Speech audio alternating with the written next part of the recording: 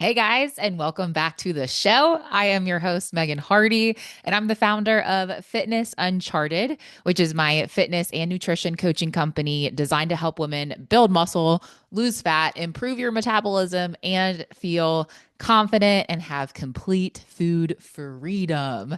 And today we are talking about how to adapt your fitness routine or your workouts, whatever you want to call it, to your changing energy levels. And that way you can stay consistent with your workout and your fitness goals.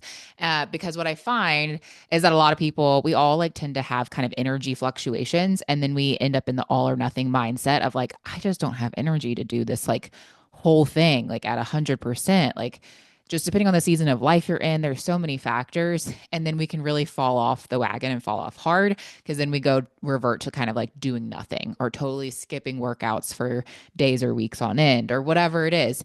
So I've even had this conversation with clients in recent weeks where it's like, they're just in different stages or seasons of life, and it's challenging, right? We come across these hurdles or challenges, and sometimes you can't go at 100%.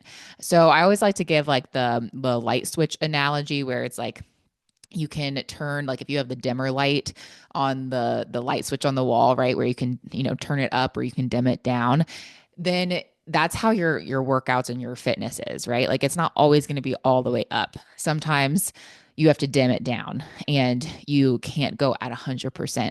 So what do you do when you feel that way, right? And like what are some tangible ways that you can actually change your workouts and change your activity to still meet your fitness goals, but not having to completely ignore your body's signals and cues and energy levels. And a lot of things can impact our energy levels. So, a couple just off the top of my head, I think of PMS, like if you are coming up on your period, if you're on your period, pregnancy, like, hello, I'm pregnant right now. And, I know that my energy levels have definitely fluctuated, right? Some days it's literally like day by day sometimes, like higher, lower energy levels or how much you can do, right? Postpartum. Oh my gosh, talk about postpartum. Your energy levels probably not where they were prior to getting pregnant and where they just normally can be, right? Perimenopause. That's another one that's a really biggie because there's so much hormonal fluctuation. So those are just like to name a few, especially for us ladies. Men have, energy, fluctuations too, where they're not always feeling it. But especially as women, we experience these a lot harder because of our changing hormones. So our hormones like are changing very frequently compared to a man. So we with those come different symptoms and different energy fluctuations. So let's talk about it. And then, of course, also not to mention just like things and seasons of life you're going through. So if you're going through a divorce or you have a child, someone that I know just, has a child with special needs and another child who just got, diagnosed with ADHD and all these things going on, right? Her energy levels are pretty tanked. She's pretty burnt out. It just makes sense, right? So, what can you do when you're going through these phases of life without just like completely not working out, throwing in the towel, just like feel like you have zero energy to do some of that stuff. And you might fall somewhere on that spectrum where maybe it is really intense, low energy, or maybe you're just like, I'm really not feeling 100%. So either way, this can apply to you.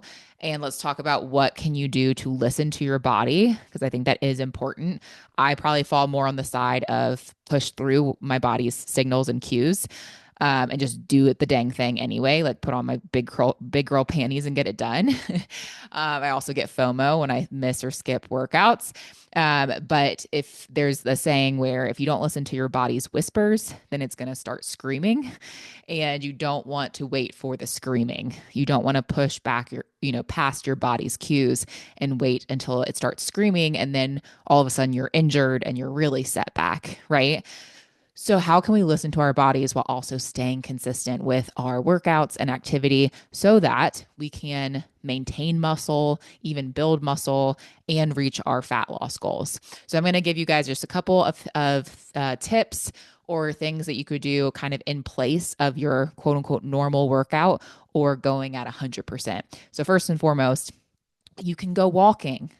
Ding, ding, ding, ding. I kid you not. If you simply don't have the energy for a full workout, go for a walk. Walking is a form of cardio. It is. It's a form of exercise and even resistance. Like if you're using your legs, you're using your glutes, you're using your core, especially if you're walking in like a neighborhood that has inclines or anything like that. If it's kind of hilly, like you're actually, it is a form of resistance training. I mean, if you're someone out there who's like, I really hate to work out, literally go grab, like a weighted vest and go walk up some hills. Like just go for a walk and go through the woods on a trail, whatever, and that is a form of resistance training. Now, that kind of resistance training would be hard for using progressive overload down the road, but you are working those muscles. Literally, even just walking is working your muscles, right? So, not to mention hills and all that good stuff. But walking is probably the most underrated tool for fat loss. Like everyone thinks that you need to run to lose fat, or if you're trying to lean out, you just simply don't. I'm telling you right now, you do not have to run. I do not run. I am not a runner. I have gotten to the leanest shape of my life without running one drop in the bucket. I actually do like to run, not, I wouldn't say run, but do sprints sometimes. And that's even great for core and ab work too, which I have a whole episode on that. If you missed it, go back for I think it's my top 4 tips for building sculpted abs. Spoiler alert, that's one of them. I have nothing against running, but I think you have to determine what your goals are. Is it stamina based? Do you just love it? Like, unless you like to run, you don't have to run. So just know that walking is like, again, it's so underrated for fat loss, but it's actually one of the best forms, the best ways to do it. So that's one thing that you can do if you're feeling low energy. I even one of my coaches in the Fit U, she was just sharing with our group that she was just in a season where she did not want to be indoors strength training. She like did not want to be inside. She wanted to be outside on a trail, whether it was walking or running. She just wanted to be out. And that's what she did for a little season of time. And now she's back at it with her strength training and into a good solid routine. But like you might hit seasons of life where just something else sounds a little better, and that's okay, right? So try walking. The next thing, our next suggestion, goes kind of back into the gym. If you're trying to still get your workouts in, but you're like, I just don't have the energy, machines can be really helpful versus compound lifts. So, machines are just simply less taxing on your body, and they don't tax your central nervous system like a compound lift does. So, compound lifts are things like your squats or deadlifts, bench presses, pull ups, those kind of things. They are particularly taxing on your central nervous system, aka your CNS, because they require a high level of coordinated muscle activation across multiple muscle groups.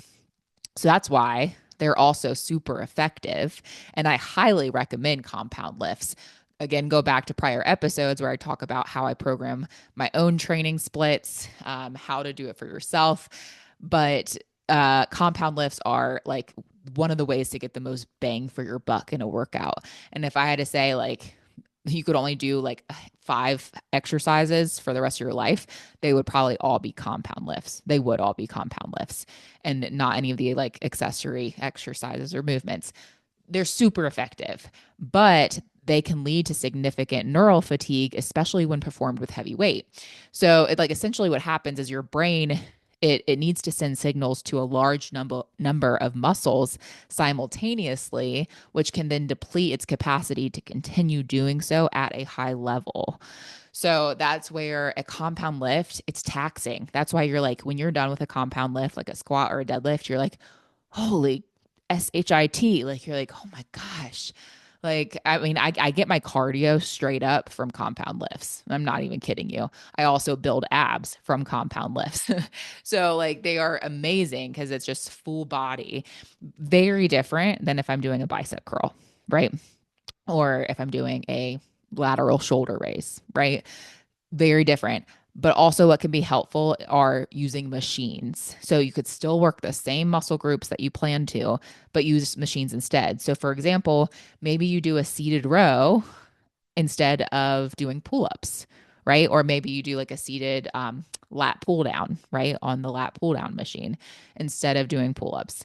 Or maybe you're doing like a leg press instead of squats, right? Where you're seated on the machine, you're doing your leg press instead of squats. Maybe it's a fly machine instead of doing bench press. So you're still working your chest just in a different way. So you're doing flies or you're just doing a seated, chest press, right? Instead of using the bench press.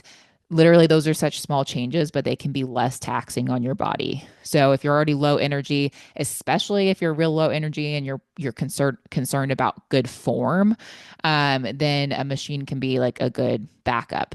I personally don't use a lot of machines in my regular workouts. I use mostly free weights like barbells and dumbbells, but machines can be particularly helpful when you are low energy.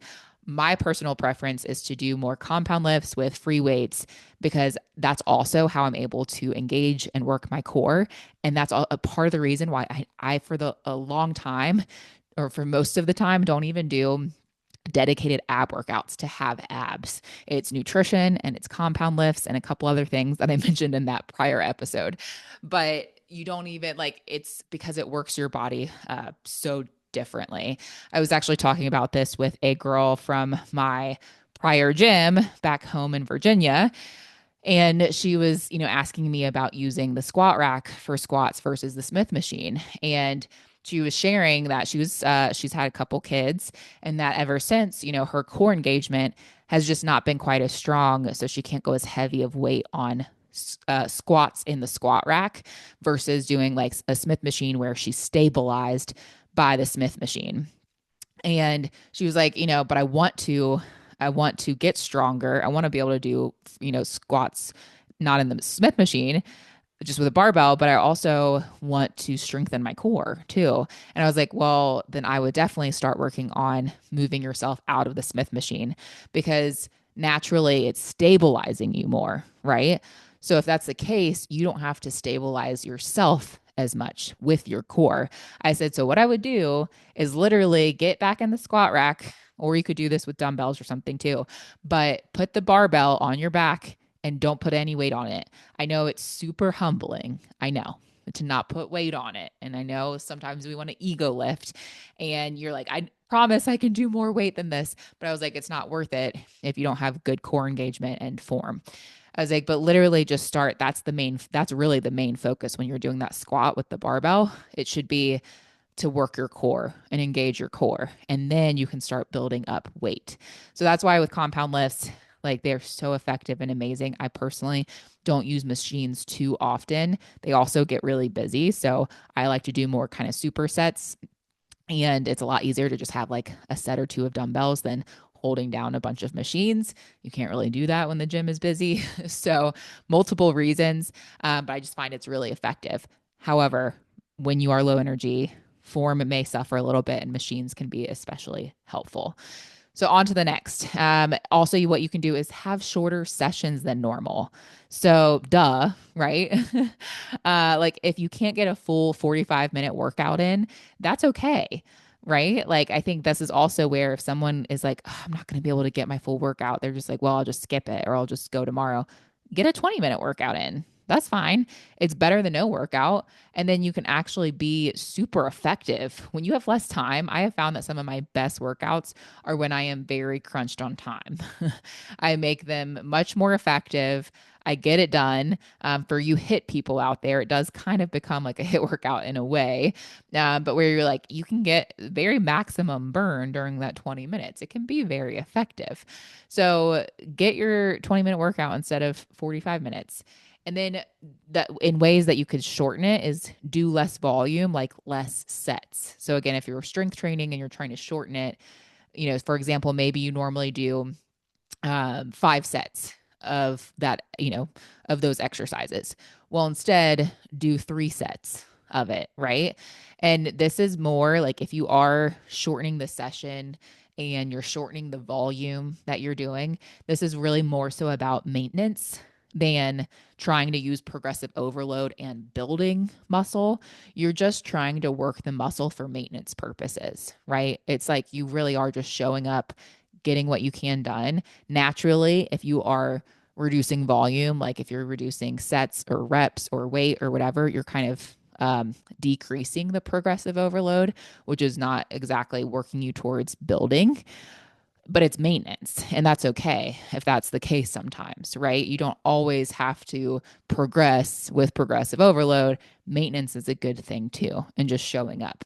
So you can shorten your sessions. You can also lessen the weight. So use lighter weight. You can literally do the same workout as planned, whether you program your own workouts or you have a coach programming your workout for you. Just do less weight. If you're low energy and you can't handle the weight, it doesn't matter if that's the weight you used last week. Like, no one cares. If it's not, if you don't have the energy for it and you aren't going to be able to use good form, lighten the weight. No big deal. Don't try to set new PRs or push so hard if you are struggling with your energy. Just focus on good form and take plenty of rest breaks, right? That's another thing you can do too. If you need a little longer in between, a little more rest time, take it and then lighten the weight. Last but not least, utilizing deload weeks. So this kind of goes along with less weight as well. But deload weeks can be very beneficial. So what you want to do is you want to lower your RPE during a deload week. And RPE is the rate of perceived exertion. We've also talked about this in prior episodes too. So normally, if you're not familiar with RPE, normally you want to be like an 8 or 9 out of 10, right around there at the end of your set. So like when you finish it, let's say you're going for 10 whatever of whatever exercise, but 10 reps. And at that like ninth, 10th rep, you want to be like, dang, that was so hard. The movement is slowing down because my muscle is fatiguing and I can hardly, finish the movement out. I'm not trying to slow it down. It's just naturally slowing down. It was so hard. But I'm not passed out on the floor. You're not like that 10, 11, 12 out of 10, right? You're not like injuring yourself or going to complete failure or, can't breathe on the floor. Okay. But you couldn't have done more than one or two reps more with good form. Like, that you barely had one or two reps left in the tank. That is an RPE, a rate of perceived exertion, how hard you think you were exerting, of probably like an 8 or 9 out of 10, right? Well, with a deload week, your RPE should be lower. And again, that's okay. You don't always have to go full throttle. So instead of going at your full 100% head in for your workout, 100% effort like normal, you're only going at, say, 70% of your max effort, right? And again, that is okay. Deload weeks are actually really great to schedule into your program, especially the week leading up to your period when your energy is naturally lower anyway, for most of us, right? The most of us who are still menstruating. Naturally, that is a lower energy week because of the hormone fluctuations that we're having. So it can be a perfect week to intentionally structure in a deload week. You're still showing up, you're still getting all of your workouts in for that week. You're still doing all of the sets and reps and exercises and working all the muscle groups, but you are just going with less intensity, right? So our intensity scale, we're just lower on that intensity. And even whether you're feeling low energy or not, deload weeks can actually be extremely beneficial, and you can actually come back from a deload week even stronger. So if you have found that you are pushing the same weight, this applies to someone, let's say again, whether or not you're experiencing low energy, but you've been using the same weight for a long time and you just can't quite push past that, and you're the person who always goes like 100%, try incorporating a deload week and then come back and see if you can push a little heavier weight the next week. Most people naturally tend to have deload weeks where they're doing less volume just because of everyday life, because say they got sick or they missed a workout or they're on vacation or whatever the case is. So like oftentimes I don't really need to program a deload week in to a client's program. It kind of just naturally happens between them, being more fatigued during PMS, or leading up to their period, or them going on vacation or again getting sick or missing a workout here or there. So it just kind of like they kind of naturally have weeks that are a lighter week, right? So, but let's say if you are super consistent with your workouts, like 95% of the time, like I am, I personally, again, like I said, I'm the person who I really have to be intentional about listening to my body when it whispers because I will push through that and I get FOMO and I'll just push in the gym. And I always want to show my intensity. And I also always want to go as heavy as I can and things like that. But it's actually not helpful for me to always be pushing. It's what I naturally want to do. But sometimes, if that's you, if you're the person who is so consistent, maybe you have a day that's off. Like I had the flu a few months back now. And I mean, I didn't work out for like longer than I haven't worked out in a long time because I was so sick for so long. I couldn't breathe, and pregnant. But, that was an anomaly for me, right? So if that's you, if you're that person, it might be a good idea to structure deload weeks into your training program periodically and doing that intentionally. You might be the person who actually needs to intentionally pull the reins back on yourself for a week every now and then, right? So use that to your advantage too. So those are just a couple things, you guys, that you can do to still be consistent and stay consistent with your workouts and routine, whether your goal is fat loss, whether your goal is building muscle, or even just simply to maintain it. That way, you don't have to like completely throw in the towel, but you can also give yourself grace for the season that you're in or the energy levels that you have. You don't have to completely ignore that either. And I think, again, we can be so hard on ourselves when we can't go 100% or be quote unquote perfect, even though perfect doesn't exist. We think that's a possibility and we get mad when we can't do that. And it's okay. Like this, I hope this episode just confirms that for you that it's okay. And I literally just shared, I don't know, 20 or 30 minutes, whatever this was, of pointers for you to show you it's okay. And there's a ton of other options to still make something happen, even if it's not 100%. So if this was helpful, share it with someone else. And then if you have any questions, feel free to DM me on social media. My social media handles are in the show notes.